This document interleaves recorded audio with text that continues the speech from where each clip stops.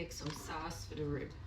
We're going with Sweet Baby Ray barbecue sauce. Oops. Alright, so this add some of that. Alright, we'll go with some ketchup. Some tomato ketchup. So that's about 1 cup and then about half cup of ketchup. We just estimate.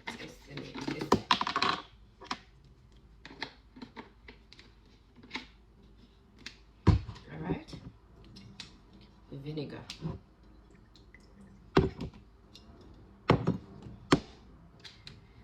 I use some onion. The onion I want to give it a little glaze. So you can use the onion. If you don't know onion, you can now go to use sugar, kind of sweet.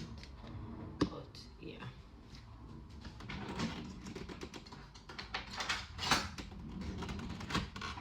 And then we'll combine.